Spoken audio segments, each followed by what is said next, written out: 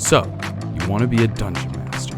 So you want to be a dungeon master. So you want to be a dungeon. So you want to be a dungeon master. So, you want to be a dungeon master. That's great. We're here to help. I'm Taylor. And I'm Justin. This week, we're going to be covering the monk from the 2024 Player's Handbook. If you've been listening to our episodes, then you know the deal. But for anyone who's new, first of all, welcome. Happy to have you here, gang. We're going to go over what's changed, what's stayed the same, and how are these changes? Are they good, bad, or wholly unnecessary? Monk, believe it or not, is the only class that I haven't played in a D&D game, not including Baldur's Gate 3. So I'm really excited to get into it. That's crazy. But first... But first... I was going to have a but first. If someone wants to play a monk, Taylor, but they don't have any martial arts experience, where are some good places to find inspiration? Oh, jeez. I mean, literally all over the place. I found a lot of fun kind of monk flavor in anime, notably like Naruto and Demon Hunter has some really good fight scenes in it. A lot of those kind of real action-packed anime, not your slice of life stuff. Yeah. The shonen stuff, not like the slice of life animes where it's like, oh, my girlfriend is a horse girl or whatever the hell that new fad is. But yeah. I wish it were a new fad. You know, the action, all those action sequences and stuff in a lot of those shonen shows are really good. Another good place to look, anything by Jet Li, anything by Jackie Chan, anything by Donnie Yen. Like, literally go watch some martial arts movies. There's so many really good ones. The ones that stand out to me the most are Hero is a good one. We've talked about Fearless that before. Is another Hero's so good. It's so good.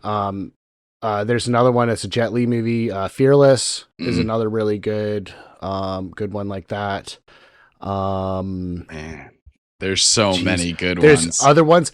Like, do you want to go into like the brutal kind of like Muay Thai martial arts style stuff? Check out Ong Bak. Anything by Tony Jaa is fucking fire. That dude is the most ruthless Muay Thai martial artist you're ever going to find. He does all his own goddamn stunts too. Like, it's always him in the shot. Yeah. This dude is wild. But yeah, I mean, martial arts movies, watch them. They're fun. There's so many martial arts movies and you can go in so many different directions. Cause if you wanted to like go a little bit funnier, hey, Steven Seagal's got a whole line of movies out there and he's been doing this for 37 years. Like, so fun to watch a big, burly white man with a ponytail just kick ass and break elbows and stuff. Like, he does some moves where you're like, Jesus Christ. But also, speaking of Jet Li movies, I simply must bring up Cradle to the Grave with DMX and Jet Li. Holy shit, that movie's awesome. It is a flashback in time of early 2000s cinema. And it's just awesome. So I highly recommend that. Moving right along. So yes, so many different places to find inspiration. I do love a movie that focuses on hand-to-hand combat or different things. Like, there's even the Mortal Kombat video game. There's a million video games and fighting games that you can get inspiration from. Absolutely. So many games have combat in general, but specifically like hand-to-hand combat, fighting games. Literally, Tekken series is a lot of fun. Tekken. The Tekken series has a lot of good like variety in of styles. Martial art styles. Yeah, 100%. I remember one of my favorite characters. This goes all the way back to Tekken 2.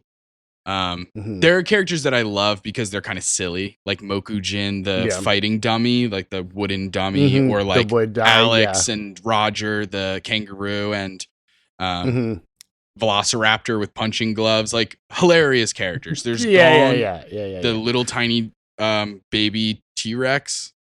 That was like a special character. That was a hard character to get in Tekken 2. I miss fighting games when it was just like, no, just beat the game in different ways and you'll unlock new characters, as opposed to here's 5 characters, now pay us another $20 to get the rest of the fuck you Mortal Kombat. Right.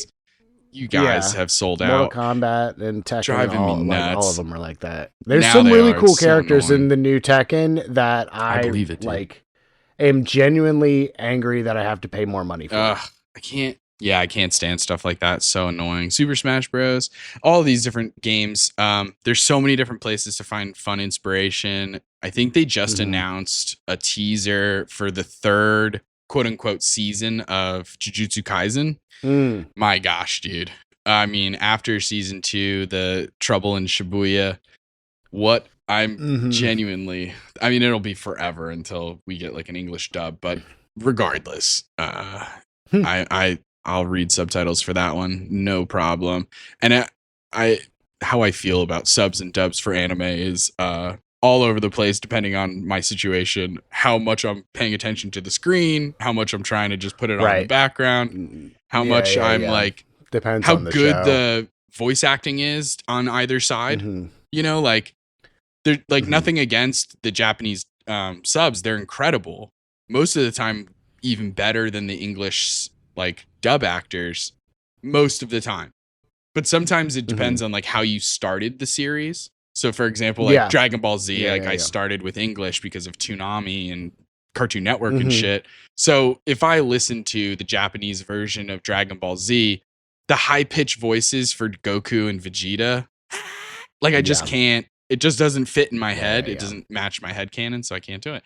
But anyway, before we get too distracted talking about kung fu movies and Crouching Tiger, Hidden Dragon and anime and stuff. Yeah.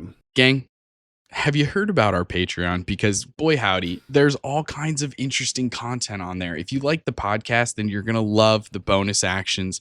If you like our actual plays, then goodness gracious, you're going to love the action surges where we talked with the cast after each episode. And there's just all kinds of other stuff on there too. We're starting to create some more homebrew things, both for members for free, but also for paying members. And so all the different tiers, not to mention the incredible shout outs that you get at the end of the episode, gang. I'm sure you watch it or listen to it all the way through every time. And so you hear these amazing shout outs and you could get one too. So check out the Patreon, link in the description. But let's get into the actual meat of the episode, Taylor. Let's do it. Now, I don't know if y'all know this about me, but I have a bit of an extensive martial arts background. So Monk is one of my absolute favorite classes and has been since 3.5 edition. So I've played lots of monks. So I'll be kind of taking the lead on this one. Let's go over what's different between 2014 and 2024 editions of this game that we love so much. First and foremost, we'll start off with your starting proficiencies. Not a whole lot is different. You're still getting the D8 for your hit die. Strength and dexterity are your saving throws. Your skills that you can pick from, you pick 2 out of a list. The list is the same. You get an artisan's tool or a musical instrument. That's the same. There's one major difference in the proficiencies. Okay. In that in 2014 you had all simple weapons plus short sword. Right. In 2024 it's all simple weapons plus martial weapons with the light property. Whoa, interesting. So that means you can do short sword or scimitar. Those are the only 2 martial weapons that have those are the only 2 that have the light property as far as martial weapons. And it does specify martial melee weapons, because I looked at some other stuff like the hand crossbow technically has the light property, but you don't get proficiency in that because it's only melee weapons. So literally you can do a short sword or a scimitar, which oddly enough do the same exact amount of damage and the same exact type of damage, so it doesn't really matter. Do they have the same, and I've talked about this already, not that monks get weapon masteries, do those 2 weapons have the same masteries? I don't think they do. I just had that page up and I closed it. Classic. Classic. Yeah. I don't think they do. Let's see. I got it right here. Martial weapons, scimitar is Nick's, and short sword is Vex. So no, they have tiny different that little plus the tiny damage difference. type, but right, slashing and piercing. But same thing. Yeah. I mean, so if you take that as a feat, yeah. And honestly, like I kind of like that it's reaching out, because there is a world where you can pitch something to your DM about changing the properties of another type of weapon to have the light property. Absolutely. That's a conversation for you and your DM to have. Yeah. But regardless, all martial weapons with the light property, which is as the rules stand right now, 2 weapons. So that's really the only difference as far as initial proficiencies for the monk. Mm-hmm. You're also going to get at level 1, you get surprise, martial arts. Whoa. So this changes the damage type of your, or not damage type, but the amount of damage that your unarmed strikes do, and also your monk weapons, which is those simple or martial weapons with the light property. So any of those weapons also count. So the scimitar and the short sword both start at a D6, but with the way that martial arts is scaled, once you get up to the higher levels, that D6 will be a D12. It will scale with your unarmed attacks. So that's really pretty does. Sick. Yeah.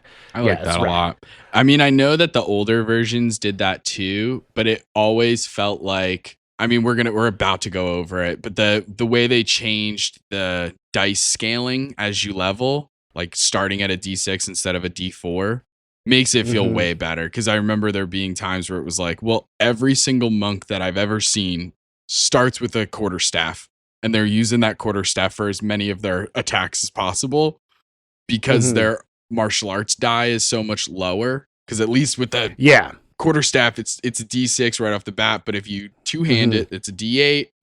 As far as simple weapons go, a D8 is the most you're ever going to get. Yeah. But yeah, and that is one of the things that changes also between editions, is the fact that your martial arts die does start at a D6 instead of a D4, which is nice. It's still, the D4 in OG was good because, you're doing unarmed strikes, and generally rules as written, it's just your strength modifier damage. Yeah. There's no die rolling or anything involved with it. This gives you the potential to do a lot. You also get a fuck ton more attacks, but we'll go over that later. Yeah. Anyway, you get the ability to do unarmed strike as bonus action. That's not new. Dex instead of strength. That's not new. You do get added, or rather a little changed mechanics on some of your attacks. You can do the grapple or the shove feat with your, or like style, I guess it's attack type, where it's just like you're either trying to grab somebody or you're trying to push them. You can like replace one of your attacks with either a grapple or a shove, which wasn't new. That is it. They've established it more. It's like, it's a DC now. It's a saving throw now instead of a, usually it's an opposed check in 2014. In 2024, it's now just a set DC saving throw that they have to succeed on, and that's based on whatever your higher is of strength and dex. Yeah, for monks specifically. For every other character, it's for monks like specifically, right. DC It's strength kind of thing. Right. Yeah, just like I think it's just like everything, like spell casting DCs, where it's like 8 plus proficiency plus whatever. I think normally. Yeah. But yeah, it was always like, I'm not a fan of that change. I liked the contest just because I did like the contest. It's not that I super dislike the DC kind of thing. It was just like there's so many things that can affect saving throws, and it was like ability checks don't happen a ton in the middle of combat, and so things like Hex was like Hex is a huge deal for ability checks, but how often are people making ability checks in the middle of combat unless you're a rogue doing stealth checks? And so having this, I don't know, I like the 2014 style of grappling and stuff. Yeah, I do too. I do think that there is more of a like a gambling aspect to using one of those moves in when it's an opposed check, because there's a high probability that either you roll low or you roll high, and then the enemy rolls really low, or the enemy also rolls high, and it kind of, that little bit of the dice talking kind of adds more flavor to the fight, because you can kind of flavor that interaction however the die, like if you roll about the same, you can do it like a big struggle to gain control, or if you way overpower the guy, you can flavor it a different way. I kind of like just having 100%. that in there, but it's a DC now, so and you could still apply this new functionally rule the same to that 2014 style of grappling, where it's just like, hey, monk, you get to choose whether you use acrobatics or athletics, whereas the bad guy has to use athletics. I don't know, but either way, it's really functionally the same kind of situation. It's not that big a deal. Another thing that has or I should say something that has completely not changed in the new edition is unarmored defense. Still works exactly the same. 10 plus your dex plus your wisdom modifier. That's your AC. Yeah. So wisdom is huge. As long as it was always big for the monk, obviously, because of the way that key points worked and saving throws, and wisdom was and unarmored defense. But reading through some of the subclasses, wisdom is huge. Yeah. It gets a big play. Like it is up there, man. If you're playing a monk, I definitely recommend putting my 2 highest stats in dexterity and wisdom. Absolutely. Start with dex, then wiz. Yeah. Just for the simple fact that so much of your stuff depends on that. Any bonuses you can get to those 2 stats will help you immensely. Because it's not just it is saving throws, but it's not just saving throws. There are other things that wisdom plays into, where it's like the number of times you can use this ability is equal to your wisdom modifier. Right. So it's not just like with a paladin and charisma. Of course, you want charisma to be kind of high, but there's a world where you don't have to, because you can choose spells that don't have saving throws, and so it's like not the end of the world.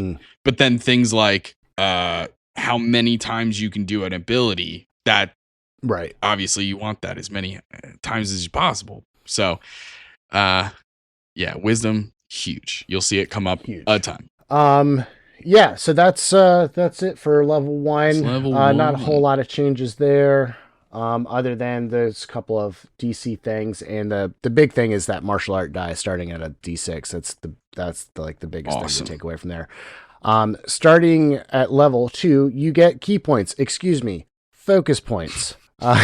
They changed the name. They changed it. They're not calling it key anymore. It's focus.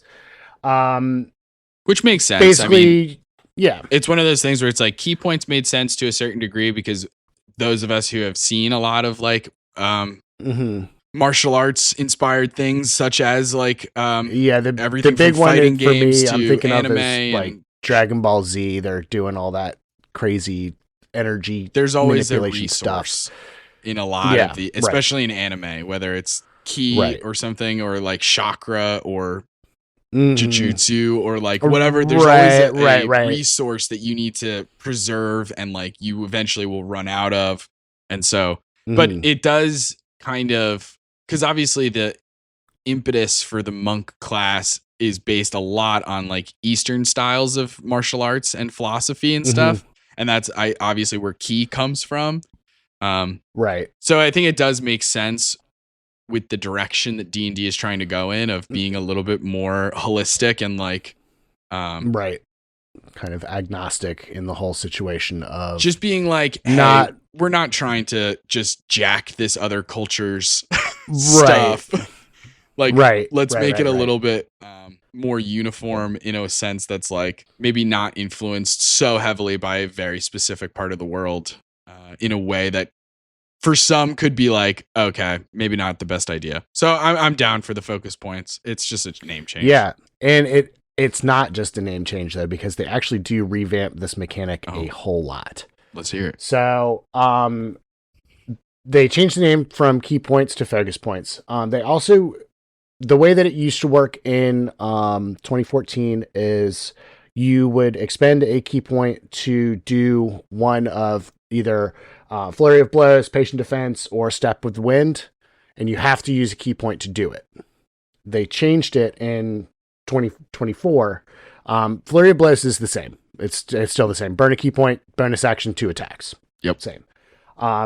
Patient defense, you can do patient defense as a bonus action for free to disengage.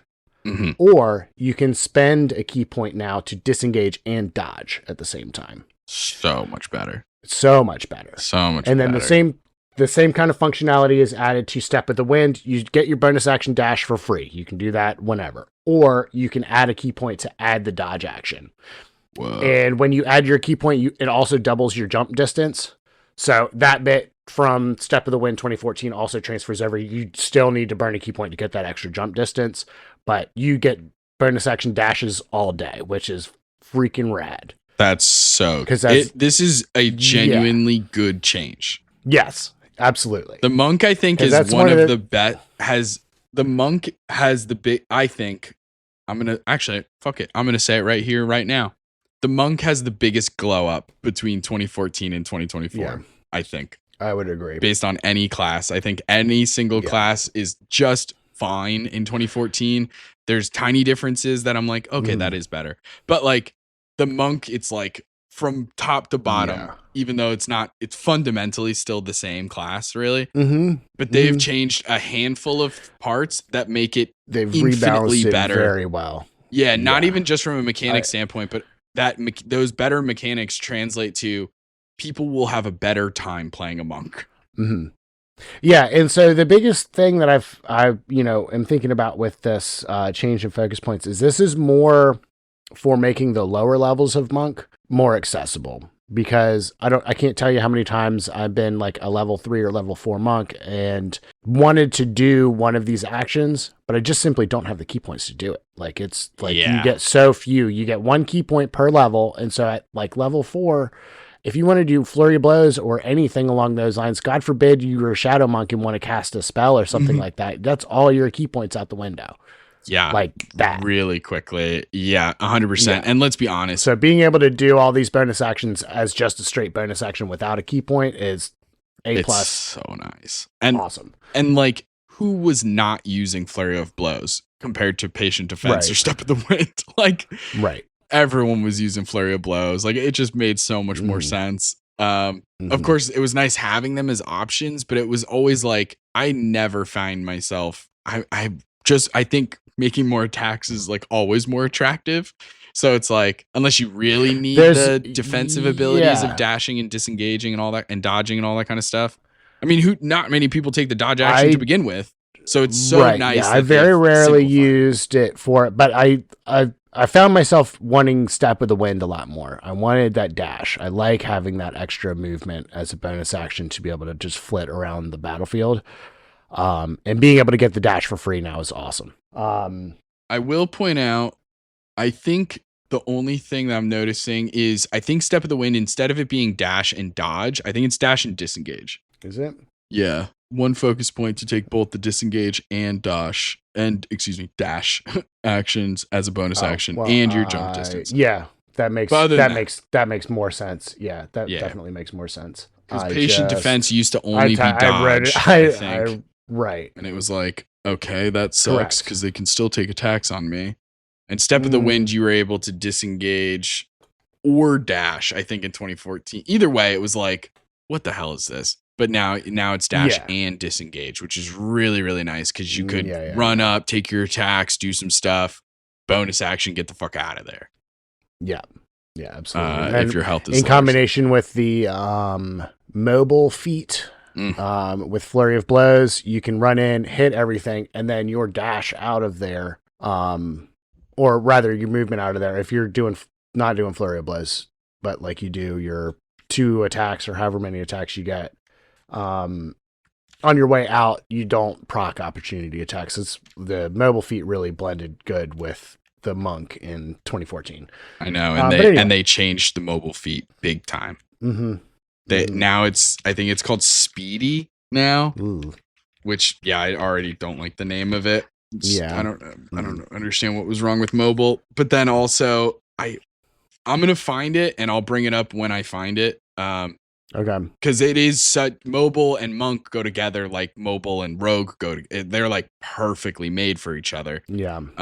But the changes are, I think we should bring them up. But yeah, continue. Fair enough. Focus points. So focus points are different. Yeah. You got all this free bonus action stuff that you get to do, which is real nice.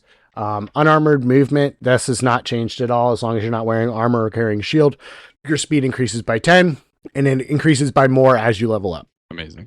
You also get another feat at level 2, which is really cool, called uncanny metabolism. When you roll initiative, you can regain all of your focus points. Whoa. You also gain, you roll a martial arts die and you gain HP equal to your monk level plus the number you rolled. And you do this once per long rest. Okay. Yeah. So this is like a one use. This is like a monk long rest thing, but you can basically just recharge yourself. That's which is nice. Still really good. Yeah.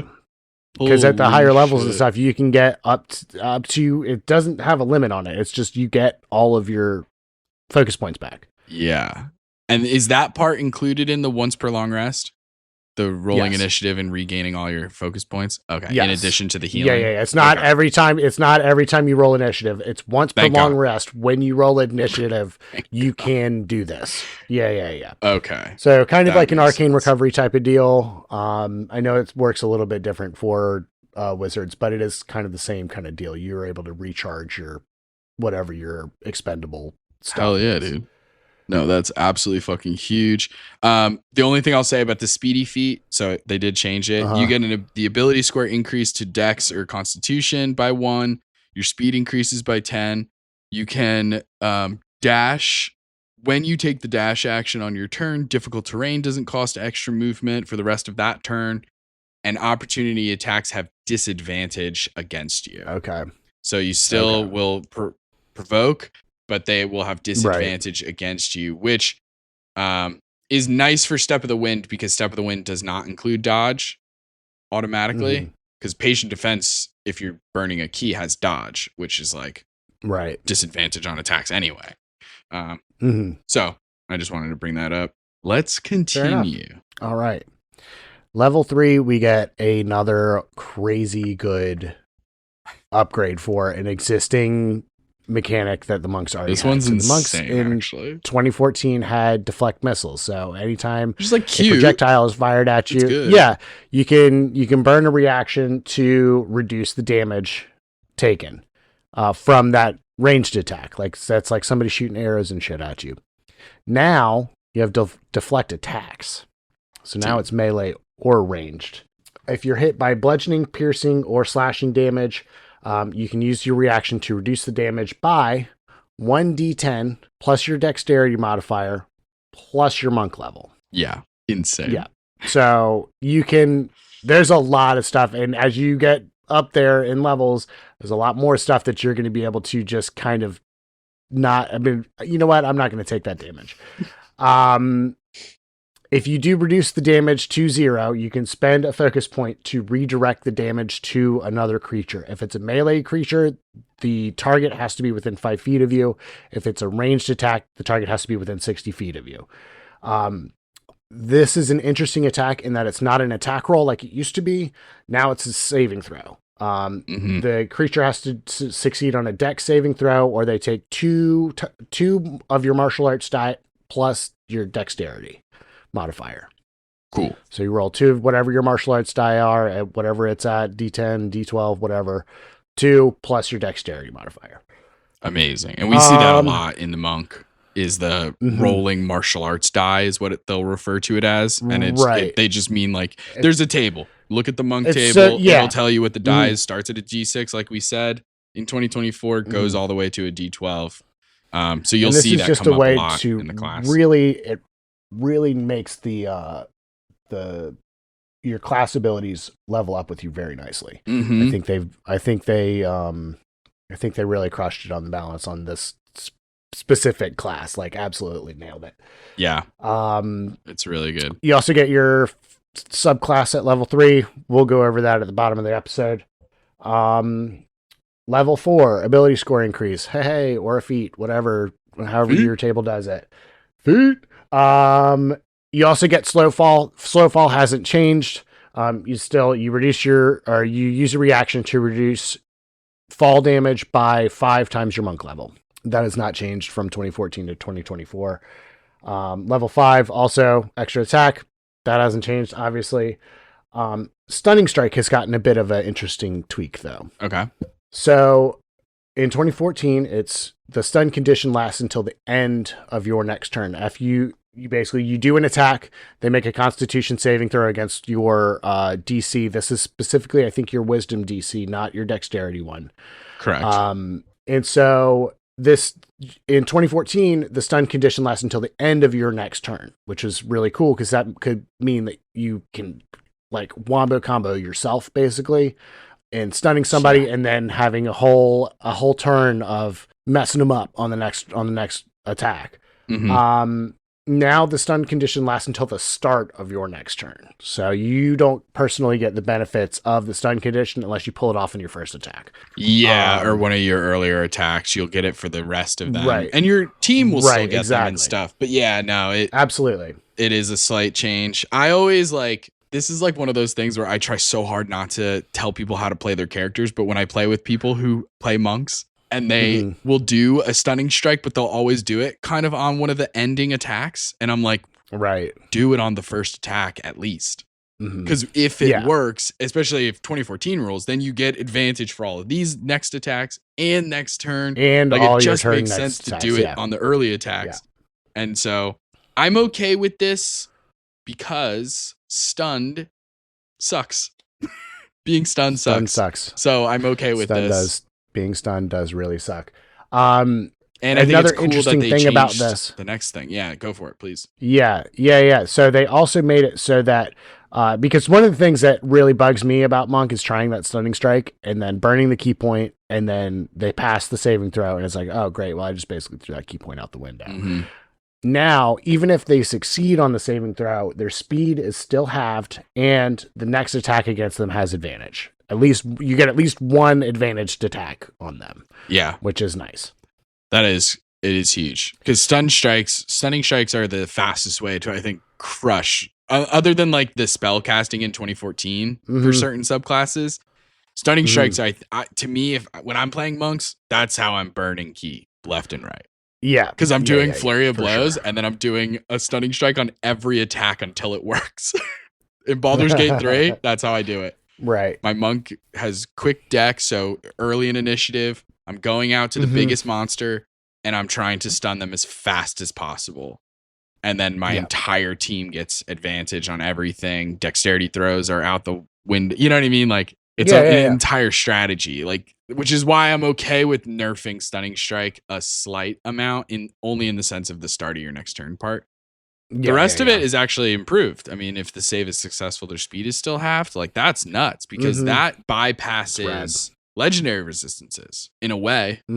Yeah, because even if it succeeds, it works with them. But Even if they do manage to break out of the stunning strike with the legendary resistance, their speed is still halved, and you still get advantage on your next attack. And it's not just huge. It doesn't specifically say your next attack; it just says the next attack. So it could be one of your allies or something along those. That's true. That's really crazy too. Wow. Yeah. So stunning strike level 5, all of this stuff so far generally a upgrade. Level 6, empowered strikes. They basically just changed the wording on this. In 2014, it's your fists become magical technically, or count as magical weapons for the purposes of overcoming bludgeoning, piercing, slashing resistances and stuff like that, or magical weapon resistances. Now it just says it gives you the choice to either have your attacks do force damage or bludgeoning, or whatever the normal damage type is. So. That's pretty cool. It also applies to your monk weapons, so it's just force damage instead now. Hey, barbarians, watch the fuck out, man! Monks are coming for you. Right. Rage who? Yeah. So moving on to level 7, you still get evasion here. Not really a big change on that front. If you're doing a dexterity saving throw, if you succeed on, or if you're doing a dexterity saving throw to take half damage, if you succeed, you instead take no damage, and if you fail, you take half damage. Yeah. The only time that this wouldn't apply is you just can't be incapacitated, either downed or stunned or something along those lines. You have to actually physically be able to move. For sure. And the crazy thing about evasion that I always forget is that it doesn't take like a reaction or something. This is just this constant ability. Right. Every dexterity saving throw that does this. Yeah. It's insane. So good. I see that we lost stillness of mind. We didn't really lose it. It just got moved. Okay. You get it at a later level now.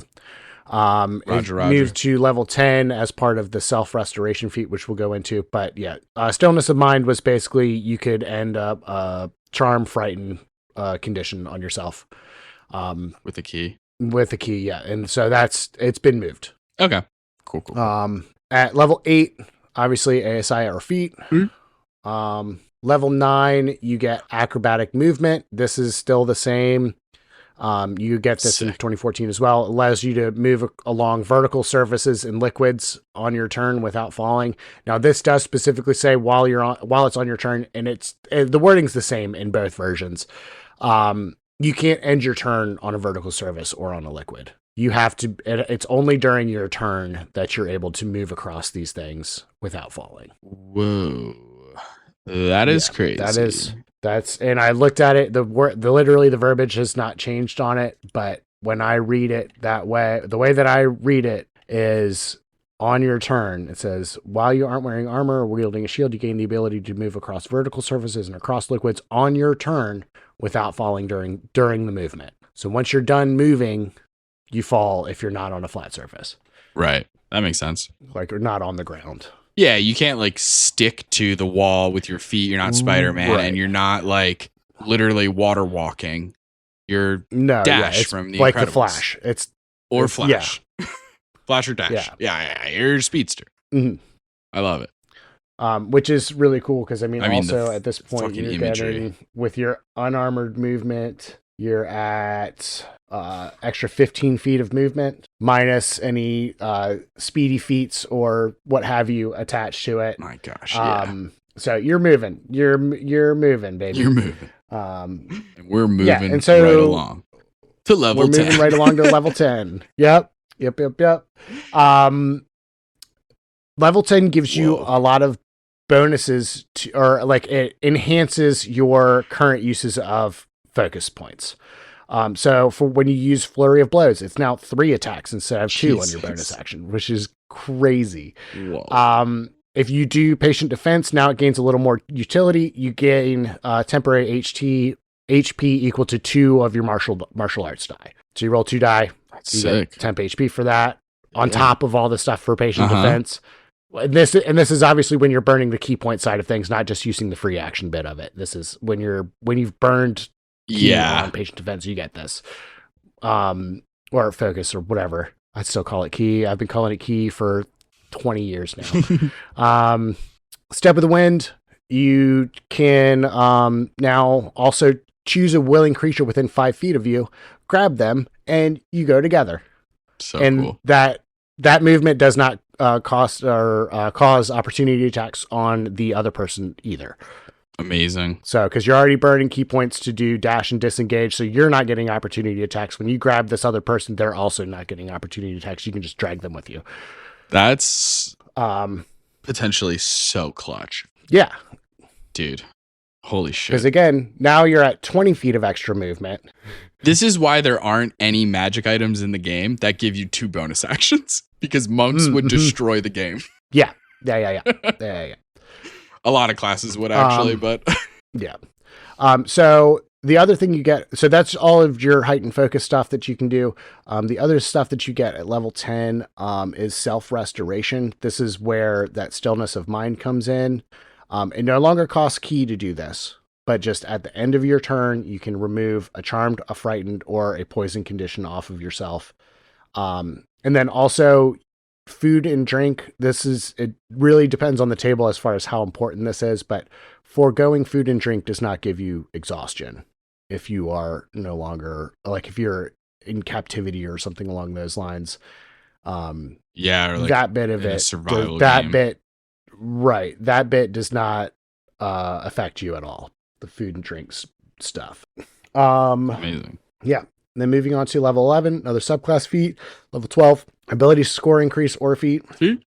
At level 13, boy, your deflect attacks gets even better. You can, it's called deflect energy. You can deflect attacks of any damage type now. Fire, cold, you name it. you can Force, psychic. absolutely just Wow. Yeah, As you long as can it's an just attack roll. palm that shit and throw it in the ground. Yeah. Yeah. It can't be an AoE thing, but if it's Mhm. an attack roll against you that does damage, yep, you're deflecting it. Yep. Now, if they do, let me think. If I cast Chill Touch, I'm the bad guy, you're the good guy, you're the monk, right? I cast Chill Touch. I do make an attack roll. It hits. It does necrotic damage, which with, deflect whatever, it works. Does deflect energy, would that mean that, assuming that you reduce all of the damage, would that mean that the secondary effect of Chill Touch, you can't get any healing? Ugh, dogs. You can't get any healing. Would that also get deflected? Or rather just not nullified? Do you know what I'm saying? Yeah, that bit I think is going to be on a table-to-table thing because it does not specify. It just says you can use your deflect attacks feature against any attacks that deal any damage type.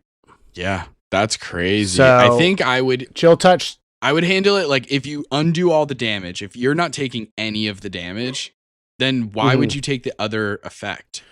Like guiding bolt, you glow. I'm with you on that. Yeah. Yeah.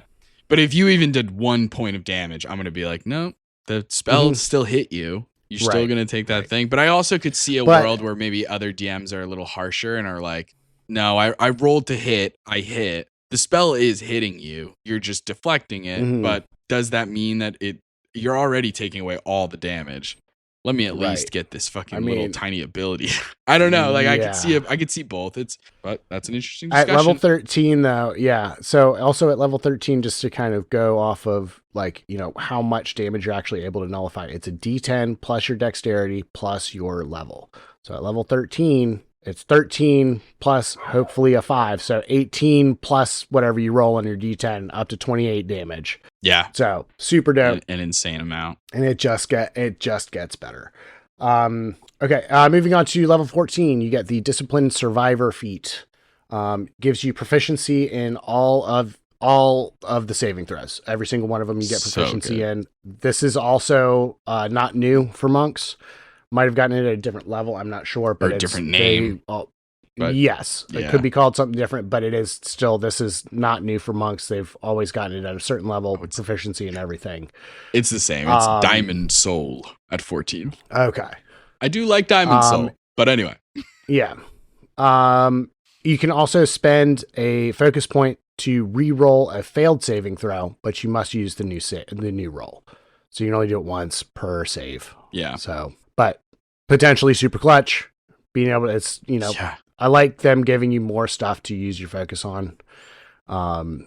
It's huge. Other than you get so many or whatever. You got yeah. But yeah, so that's Disciplined Survivor. At level 15, you get Perfect Focus. So when you roll initiative and you don't use Uncanny Metabolism, if you have less than 4 key points, you get up to 4. So 4 total at the start of combat. Every combat, if you're not using your Uncanny Metabolism to get everything back, you still at least start combat with 4 key points, no matter what. Roger. That makes sense. That's still very good. Yeah. 16 ASI or feat, 17 subclass feat, 18 you get superior defense, which is kind of a buffed rage a little bit. So you spend 3 focus points at the start of your turn to bolster yourself for a minute or until you get incapacitated. It gives you resistance to all damage types except force. Insane. And at level 18, it's like, especially with the Uncanny Metabolism, you're gonna have 3 focus points. Come on. And it's at the start of your turn, so it's not even a bonus action like Rage.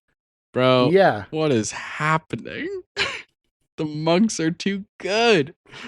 They're so good. They're so good. I'm never playing level 19 level D&D 2024. Oh no. Level 19, you get your epic boon, just like every other class. The recommended one in the book is Boon of Irresistible Offense.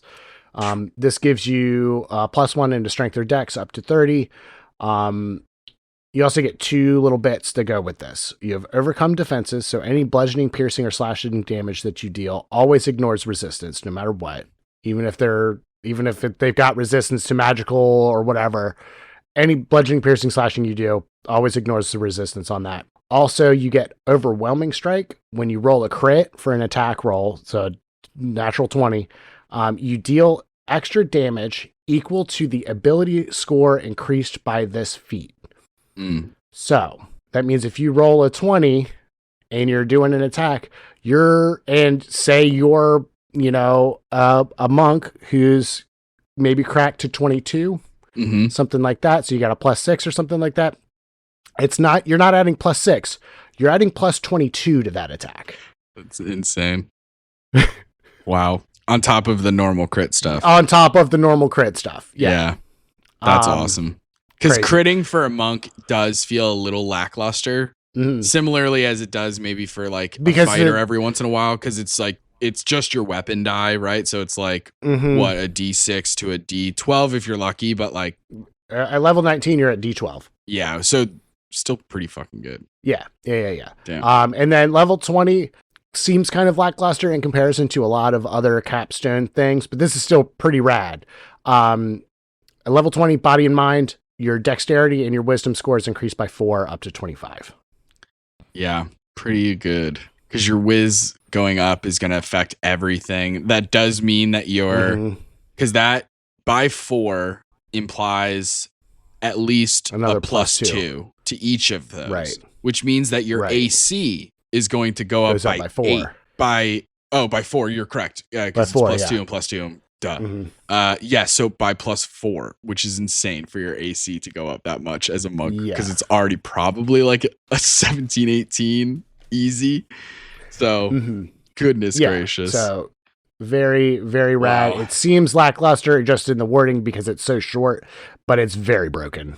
It's pretty broken. Especially because it lets you crack 20, which is not something that happens with a lot of feats. You're not really allowed to do over 20.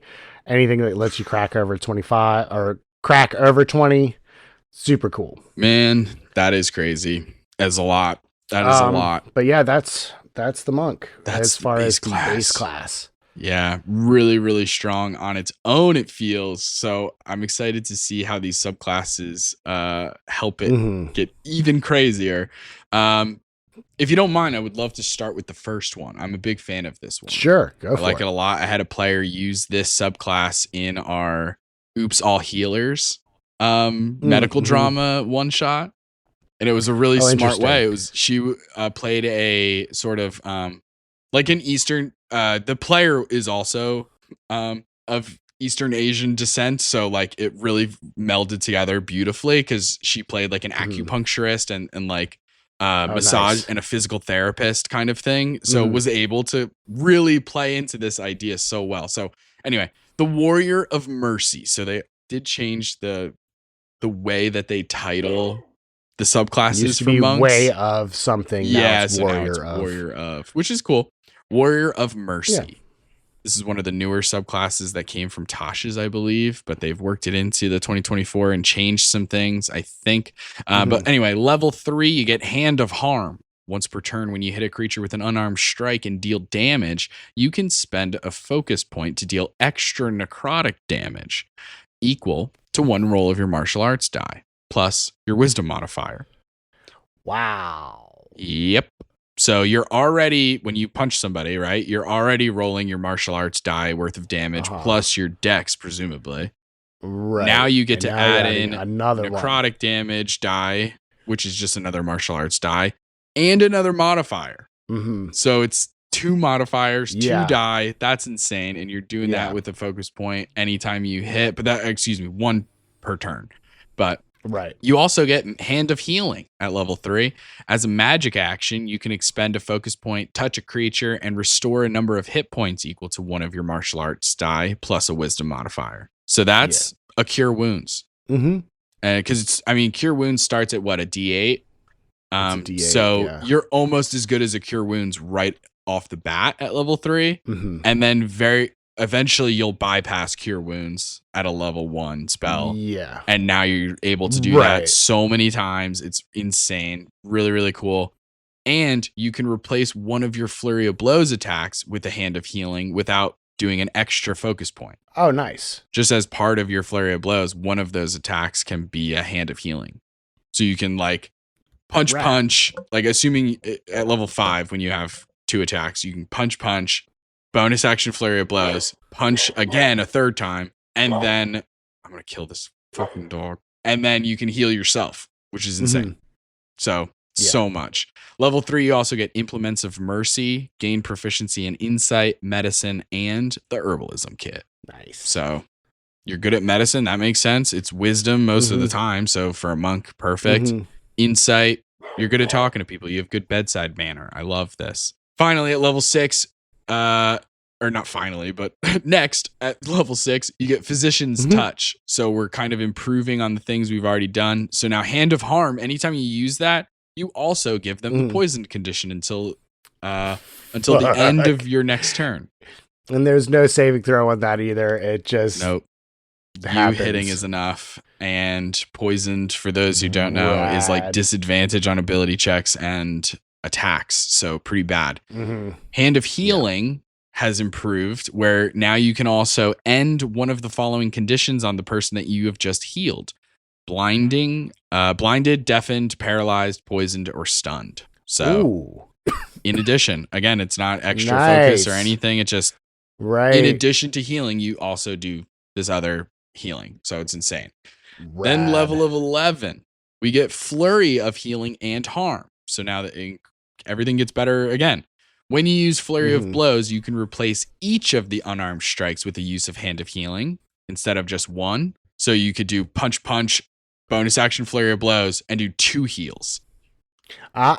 Instead of just at one level heal. 10. At level 10, you get 3 hits. Oh, even better. So you get 3 uses of healing or harm. Yeah. Insane. So you can heal 3 times on a turn, or 2 times and then a punch or whatever. Because now when you're doing damage, when you deal damage with Flurry of Blows, you can use Hand of Harm without expending extra focus points. So out of those 3 flurries, 2 of them could be healing. One of them could be this extra necrotic damage with the Hand of Harm. So there's still so much, because you can still only use Hand of Harm once per turn. So whether it's your Flurry of Blows or your normal attacks, you can still only use that extra ability once, but still really good. Okay, you can use these benefits a number of times equal to your Wisdom modifier recharge on a long rest. I think what that means is the like Flurry of Blows part of being able to do as many Hands of Healing as you want, and also throwing in a Hand of Harm. It's a little ambiguous, because like above, when you have Hand of Healing or Hand of Harm, it's key points, and you're like, okay, you can do it this many times of key points. And then they say you can use these benefits, but it doesn't, because they give you like 2 or 3 different benefits. It's like, okay, does that mean if I do Flurry of Blows and one of them is a Hand of Harm, but I don't do the healing because I don't need healing, does that mean that counts as one of my times equal to my Wisdom modifier? It's just a little worded weird. I don't know. I was like, as I was reading it, I was like, I think I know what they mean, but I wish that they worded it a little clearer. But anyway, that's just me. Level 17, Hand of Ultimate Mercy. As a magic action, you can touch a corpse of a creature that has died in the past 24 hours. 5 focus points, and you bring them back to life. Get fucked. Not only that, but hey, they come back with 4d10 hit points plus your Wisdom modifier worth of hit points of healing. And if they were blinded, deafened, paralyzed, poisoned, or stunned, hey, those are healed too. You can only do this once per long rest, thank God. Wow. Pretty fucking insane. I mean, a freaking monk with a revive ability. That's crazy. Now, granted, you have to get all the way to level 17 to get it, but it's worth it. It's worth it. It's definitely worth it. 5 point level. That's insane. Yeah. 5 focus points is nothing at level 17. No components. No nothing. Just the fucking points. Like no diamonds. Insane. Okay. Let's move on to Warrior of Shadow. Yes. The Warrior of Shadow. This is Way of Shadow. I think as far as monks go, this is the one that I have the most experience with because it's so fun. Like really, Way of Shadow monks are so much fun in 2014, and in 2024, they are no different. Also, still a lot of fun. Level 3, you get Shadow Arts. You can cast darkness with 1 focus point. You don't need any spell components. You can see within the spell's area, which is rad. So in 2014, it does not specify that, and it also costs 2 focus points or key points, or whatever the hell. I'm going to bounce back and forth the whole episode. I'm sure I have been. And then also you can move it at the start of each of your turns up to 60 feet. Yeah. No action required. Crazy. Insane. That's so crazy for some of the other abilities that you get as a Shadow Monk later on. The one thing I will say, you lose the silence spell. True. It's fine. It's fine, honestly. I only generally use silence because I can't use darkness the way that I want to use it without Devil's Sight.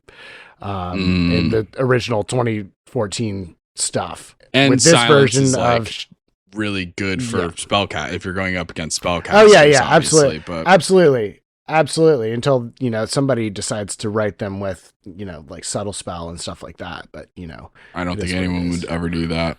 I don't know what you're talking about. Yeah, I won't be answering any questions. Thank you.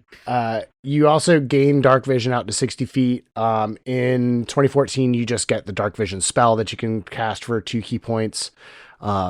So if you got dark vision out to 60 feet, which is nice. If you already have dark vision, you just add 60 feet onto whatever your current dark vision is. Yep. And also you get the minor illusion cantrip using wisdom as your ability modifier. That's the same. Mm-hmm. All right, now moving on to level 6. The reason why Wave Shadow Monks are so much fun. You get Shadow Step.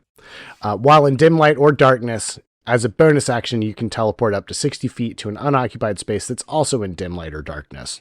On top of that, your first melee attack after you teleport is at advantage.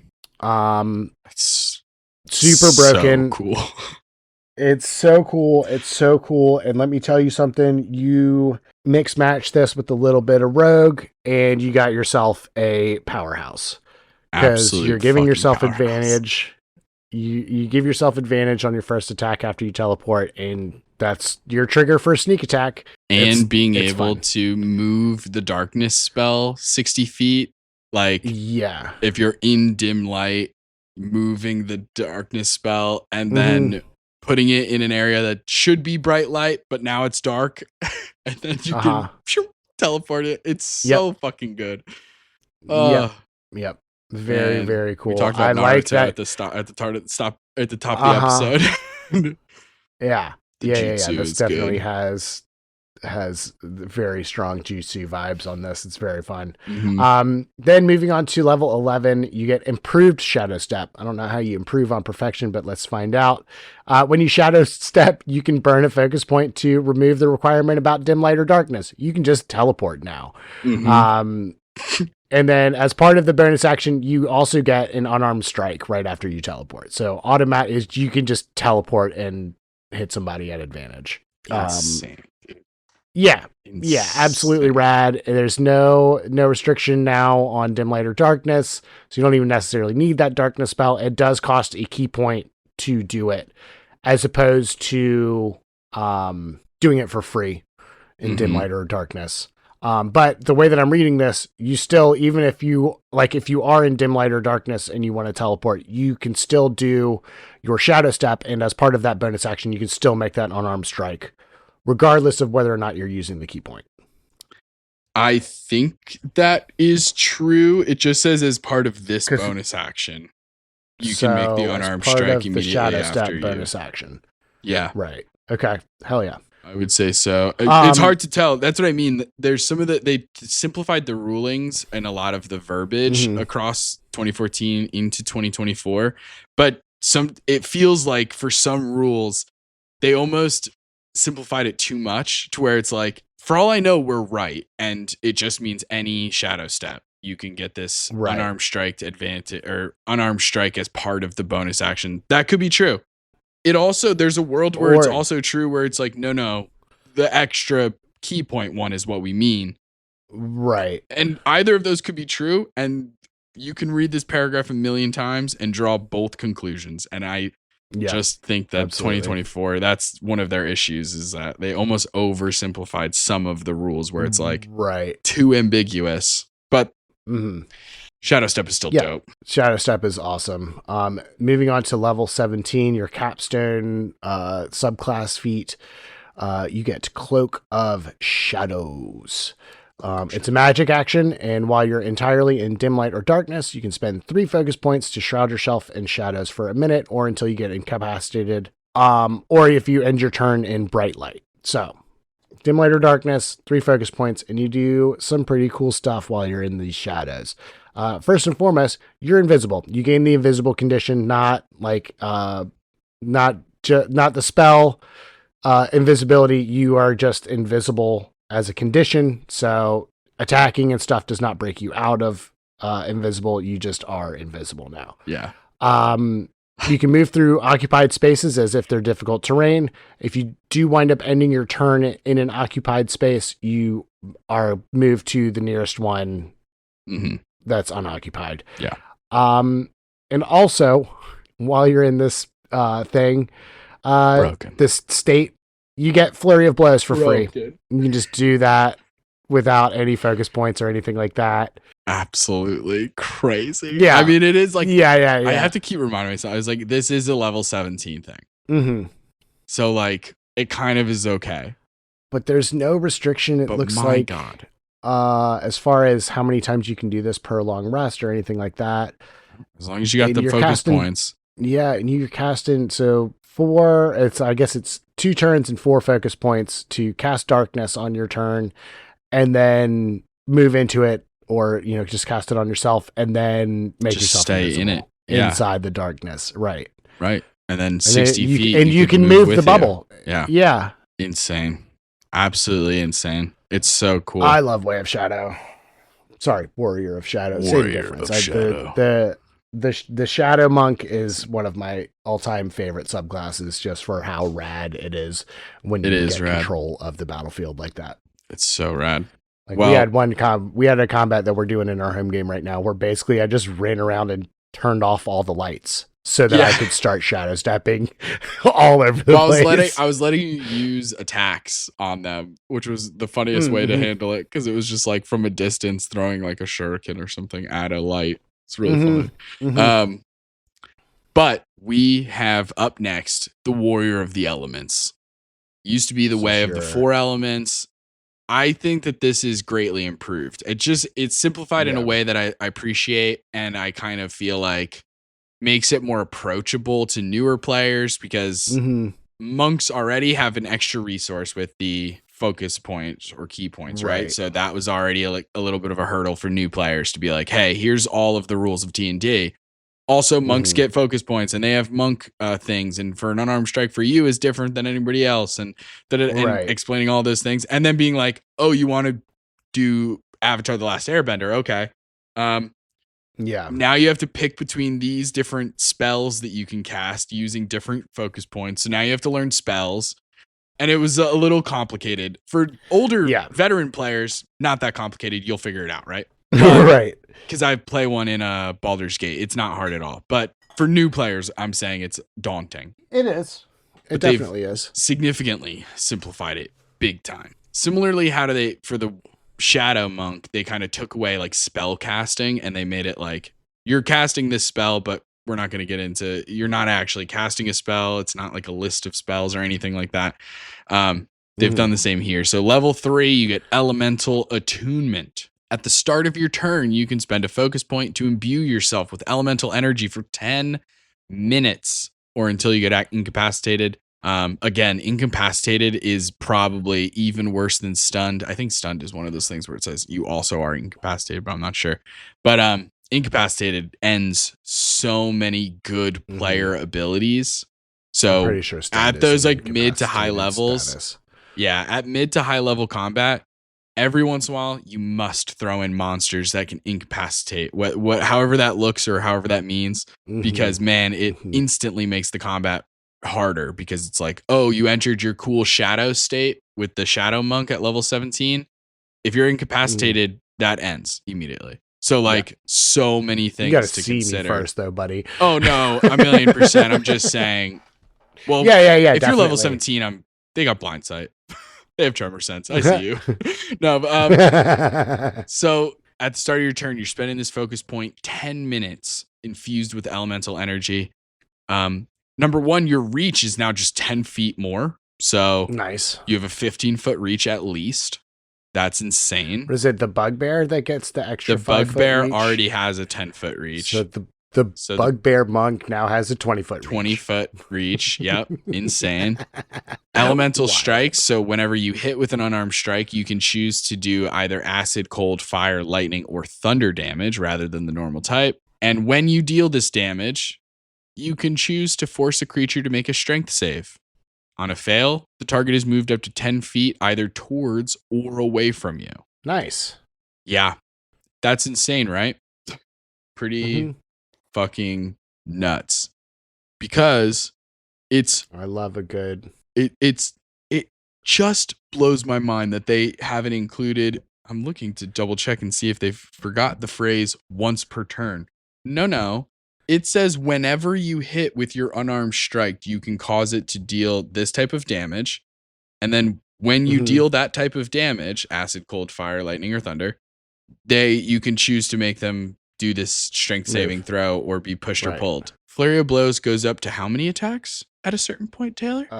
You get 5 by the end. You have 5 attacks total. So for just flurry of blows, it's 3 at level 10. Plus so your eventually 2 5 extra attacks, 5 strength saving throws. That's too much. You could push somebody 50 feet. That's insane. And it doesn't cost any extra key points or anything. It's just the one key point to get into the state is broken. I'm just imagining what is it, spike growth? Oof, and just push, pull, because they're still dude. within your crazy reach. God, yeah. Push, pull, push, pull, push. Just I suppose grating them over the the cheese grater. If you're moving them towards or away, I suppose there is like a little bit of, you have to then move your character to get back within range potentially. So okay, well, up but to still 10 feet, insane. So, no, I know. I'm just saying, like, there's if you punch them twice, like eventually they're gonna get out of your range, and you're gonna have to move up to hit them again. But still insane. So that's one level 3 thing, and then also at level 3, you learn the elementalism spell, and your wisdom is your ability for it. The elementalism spell is pretty basic. It's a new cantrip that they added, but it's like a combination of prestidigitation and druidcraft, kind of. It's like one of those cute spells that has a million different like fun RP things, but it's like it can do water, fire, earth, air, but like a tiny little effect. Like, it's cute, but nothing. It's not like a damage causing thing. It's flavor. Level 6, elemental burst. Spend a magic action and 2 focus points to cause a 20-foot radius sphere centered on a point within 120 feet of yourself. So it doesn't need to be focused on you. It can be somewhere else, but you're just making this 20-foot radius sphere. So pretty fucking big. That's a big ball. Luckily, for the DM at least, it's every creature in the sphere has to make a dex save or take 3 rolls of martial arts die worth of elemental damage, half on a success. So it's just a big AoE burst of acid, cold, fire, lightning, or thunder damage. So kind of a bigger shatter is the vibes that I'm getting. But you get to choose the damage type. But yeah, it's like pretty much a shatter, because the shatter is 3d8. Yeah, I think at second level. At the second level, and then it obviously scales up, as you well know. yes. So I'm not crazy about the not being able to upcast, but also being able to do an AoE as a monk is very nice. It is very nice. Sometimes you just it's good to have in your back pocket. For sure. It's definitely going to be a nice addition to the possible things that you can do with your turn. And that is 6th level. We get that. Level 11, we get Stride of the Elements. While your elemental attunement is active, you gain a fly and a swim speed equal to your walk speed. So level 11, you're a flying monk with an insane range. So that's nuts. Or reach rather. But just that's so cool. Nuts. Yeah. Fly speed's always fun. Yeah, Swim it's speed's always good. Swim and your speed monk, is good when you need it. But yeah, swim and you're a speed monk, is so you're crucial when you need it. yeah. Fly speed is always good. So, and not to mention, like you said, and you're a monk, so you have a a ton of million speed. feet of movement. Yeah. This isn't like one of those where you're like, oh, cool, I got a fly speed of 10. It says of 10 feet. Who cares? Right. But yeah. no, you have Look so at you, much Storm fly Sorcerer. speed. Yeah, right. So much fly speed, so much swim speed. Not to mention your elemental attunement lasts 10 minutes when you activate it. So a good amount of fly speed. So my goodness. And then all the way up at the top, I think I wrote level 18. What I meant was level 17. I think it's level 7. It is. Level 17, we get elemental epitome. While your elemental attunement is active, you also gain these benefits. You gain resistance to one of the damage types. And at the start of your turn, you can change it. So that's like acid, cold, fire, right? The elemental stuff, ones. Same as your little all your other abilities that you've been able to do up until now. Yes, exactly. Those same types. Burst and all that stuff, yeah. Mm-hmm.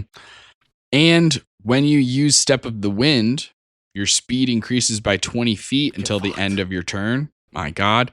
And when you enter a space that's within 5 feet of a creature of your choice, you can cause elemental damage equal to a roll of your martial arts die.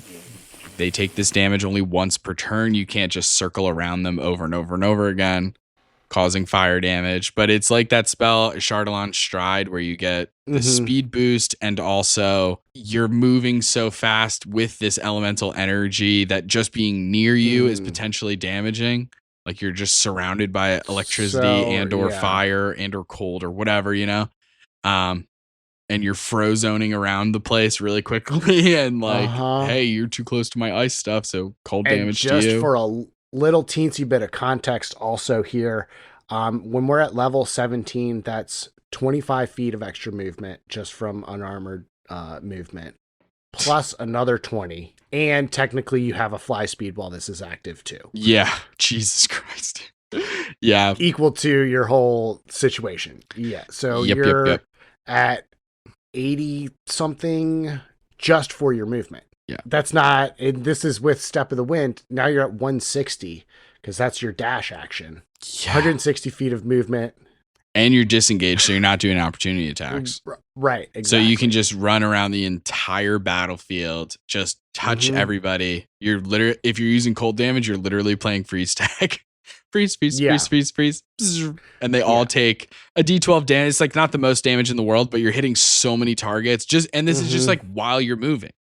So it's just so amazing. So yeah, you get that. And hey, we're not done. Empowered strikes.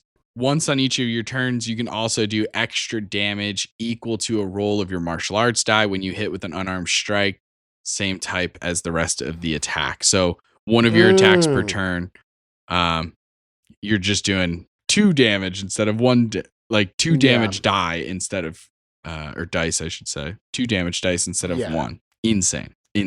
So I really like this. I like the speed. I really like all the speed buffs. And the flight and all of that, like this Warrior of the Elements really is the most mobile class. I mean, as far as anything that we've ever even looked at. Yeah. Because I mean, that's not even tacking on like a speedy feat or something like this. Yeah, or like a magic item or something. Yeah. Right. That increases your movement speed. And then or like starting with the species like Wood Elf. Yeah. That's an extra 5 feet right there. With the 35 because at level 18, right? Because like this, you get this at level 17, but at level 18, your movement goes up to 30 feet. Yeah. So it's 30 feet. So it's 50 feet of movement just from that, plus your normal speed. It's insane, dude. With flight. It's insane. It's literally crazy. too much. It's a really fun, it's really so fun fast. class. There's so many cool things. Yeah. I mean, I did like the Way of the 4 Elements. I liked choosing the different things because it really felt like you could specialize in like, I want to be a ton of fire stuff because I want to make my character kind of like, I don't know, Zuko or whatever, you know? Right. So I liked that. Yeah. But I do appreciate this big time as well. I think this is, Yeah, it's a lot simpler. It definitely is a lot simpler. I like that you have the ability to choose because God forbid you, pick fire or something along those lines, and all your stuff is prepped for fire, and then you come across a devil or something along those lines where you're basically all of your stuff is completely negated because they can't take fire damage.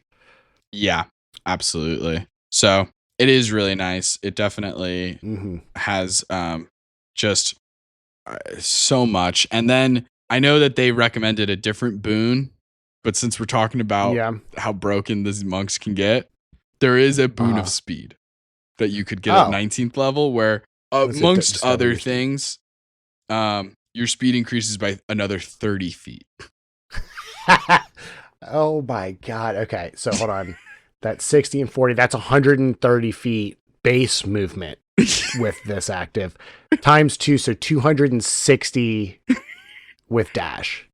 That's wild. Yeah. Yeah. And that's a bonus action. I want to do the math. I want to do the math on it though, because like, yeah. Cause like the math on that really, that's sound barrier breaking. Like, I feel like that's Sonic Boom territory. It's very cool. It just is like, wow, what a crazy thing to do.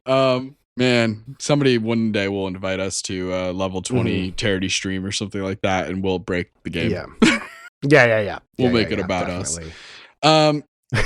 All right.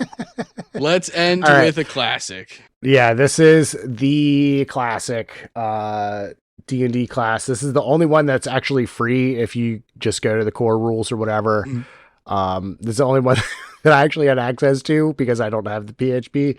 But anyway, Warrior of the Open Hand. So where the Elementalist was kind of an avatar, and then the more we talked about it, Flash style bad guy, or not bad guy, subclass. This is Neji from Naruto. This is the hitting all the pressure points in super high sequence and like causing the person to fall apart at the seams just from your poking in the right spots, basically. Yes. So starting at level 3, you get your open hand this is the way of the Warrior of the Open Hand. And you get your open hand technique at level 3.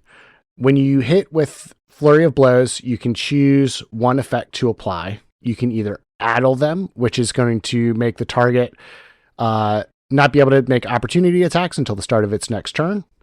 You can push them, which is a strength saving throw, or they get pushed up to 15 feet, or you can topple them, which is a dex saving throw, or they fall prone. The cool thing about this, addle has no saving throw on it. So this is a good, you can use this to get away type of deal. Right. Because it doesn't really specify like one hit in your Flurry of Blows. It just says when you hit with Flurry of Blows. So theoretically, you can spread out your Flurry of Blows if you're getting surrounded or something like that. Hit a couple of people and then get out. Oh, apply the no opportunity attacks to multiple targets. Yeah, apply that addle to multiple targets to be able to get out of there without. Yeah, it just says whenever you hit a creature with an attack granted by your Flurry of Blows, you can choose one of these effects. I would assume that also means that you can't do 2 of them. Like you can't, correct. If you hit with 2 Flurry of Blows, you can't addle then push. Like addle with one hit and then push with the next. I would assume that you wouldn't be able to, that it's 1 per the Flurry of Blows. I think it's 1 per one creature. Attack. And it's 1 per attack. It says when you hit a creature with an attack granted by Flurry of Blows. So that would mean that you can do that. You can addle and then push, or addle and then topple. Interesting. Okay. Cool. Yeah, because it's not once per Flurry of Blows. It's once per attack granted by Flurry of Blows. So up to 3 once you hit level 10. Okay, sick. Moving on. But yeah, so just some interesting stuff to do with your Flurry of Blows stuff. Obviously, I love control moves. I love being able to push stuff around or knock them prone and stuff like that. Very, very cool. At level 6, you get the Wholeness of Body. Kind of focus in on yourself. As a bonus action, you roll a martial arts die and you regain HP up to or you regain HP equal to the number that you rolled plus your wisdom modifier. And you can use this up to your wisdom modifier number of times per long rest. So this is one that very much you want a high whiz mod on top of your dexterity, as well as dexterity, because a lot of this stuff is very focused on your wisdom modifier. Yeah. Then at level 11, this is another crazy, like, they built monks for speed, because this is crazy. So anytime you use a bonus action other than Step with the Wind, you can also use Step of the Wind immediately after that bonus action. So every turn you get insane. Step of the Wind, no matter what. And this is I don't think it really says, like, it doesn't specify the like the key version of it or the regular version of it. It just says you can also use Step of the Wind. So DM's discretion, I'd allow it if you want to burn that extra key point. I'd allow it for you to also gain the boosted version of Step of the Wind, as long as you're using the resource for it. Same. I also would feel that way, that you would have to, if you're 100%. Because if you're just drinking a healing potion as a bonus action, which is part of the 2024 rules now, obviously that's not Step of the Wind. So now you can drink a healing potion and get Step of the Wind. I'm gonna need a key point in order for you to get the upgraded stuff. Like, absolutely, yeah. Especially, but I mean, it's still a free dash though. Yeah, no, free dash for sure. And even if you don't use the disengage portion of it, it's still a free dash. Yeah. Still insane. Yeah. And so now we get into the level 17 capstone, which is fucking wild. Think the very end of Kill Bill, the 5-point heart stopping move or whatever. Yep. When you hit a target with an unarmed strike, the move's called Quivering Palm. I'm not crazy about quivering, but it is what it is. When you hit an unarmed strike, you expend 4 focus points, and you start imperceptible vibrations in the target. They don't know about these vibrations, but they're vibing. They can't perceive them. These vibrations are harmless unless you take an action to end them. You can also forego one of your attacks when you take the attack action to end them. So theoretically, you can hit on your first attack and then expend the 4 focus points and then immediately end it with your other attack. The target must be on the same plane to end the vibrations on them.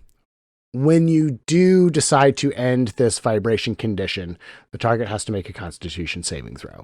On a fail, they're going to take 10d12 force damage. If they succeed, they're going to take half of it. You can only have vibrations active on one creature at a time, and also you can harmlessly end the vibrations without any kind of action and economy. You can just they dissipate and end. But a couple of crazy things about this. There's no time limit, for one. That's crazy. Oh my God. There's no time limit on this. So theoretically, you could, get into a combat, start this unarmed strike thing, like this quivering palm thing, start these vibrations in somebody, say they're a big bad, or potentially recruit them to be like an NPC or something like that that's non-hostile. Mm-hmm.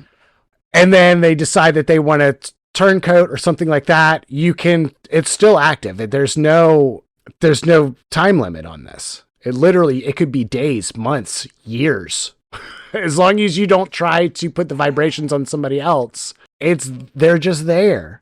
That's insane, dude. It's one of the most cracked things. Yeah. I just double-checked 2014. 2014, the ability works very similarly. It's slightly less damage, 10d10 instead of 12. Mm-hmm.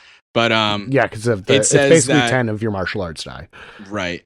It does when you start it, it lasts for a number of days equal to your monk level. Open hand. Oh, you know what? I am reading that now. Okay, it does say. I missed that bit, which lasts for a number of days. It's still, days is wild. 17 days. 17 days is 2 weeks. It's 2.5 weeks. 2.5 weeks. God, dude. That's insane. Yeah, that's Yeah. nuts. What a interrogation technique to be like, so no more information today. All right. See you tomorrow. Good luck. Oh, nope. I'm not gonna end it. Oh, maybe. Yeah. Oh man, that's crazy. That's really intense. Yeah. It really is like the end of Kill Bill. Yeah, and Because I mean, she does like the move. Spoilers. She does the move, and then they have a whole conversation. And then he's like, "All right, well, see ya." And he just like, and then he stoically stands up, walks, and death. dies. Yeah. Yep. Yeah. Because that one's really specific to like you have to take like 5 steps and then it happens. Whereas this one is just like an ability that is completely, what's the word? It's something that happens with like diseases and stuff where it's dormant. A dormant effect that you can just awaken at any time. Yeah. So crazy. Yeah. And so like and just the wording on it's very interesting because again, it's only 4 focus points to do this at level 17. So you can do this quite a bit. It does not require flurry of blows, so you're not burning extra key points on that. And the way that it's written, you can activate it on the first attack and then immediately with your second attack turn it off and force that Constitution saving throw. Yeah. Because you can throw away one of your attacks to end the vibrations. So, I mean, you could do that and then you still have your whole bonus action. I know. That's insane. So good. Wow. Yeah. If you have the points, you could first strike, hit a target, assuming you hit with all these attacks. Because obviously if you're missing attacks, then that changes things. But if you hit with your first attack, then you could quivering palm that first attack, second attack, blow them up. Second target, flurry of blows, bonus action. On your first bonus action, flurry of blows, switch it to the quivering palm because it just says with an unarmed strike, which flurry of blows is. Yeah. Unarmed strike, and then the vibrations are harmless. You still.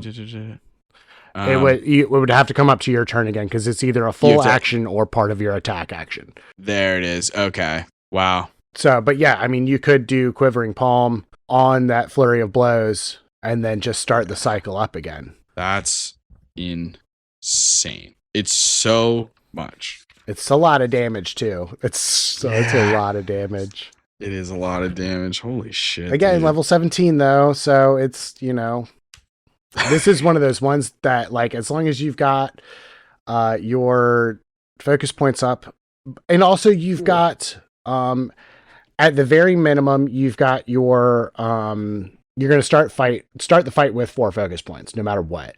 Or depending on what your economy's like, you could just like have a whole combat, burn through all your focus points.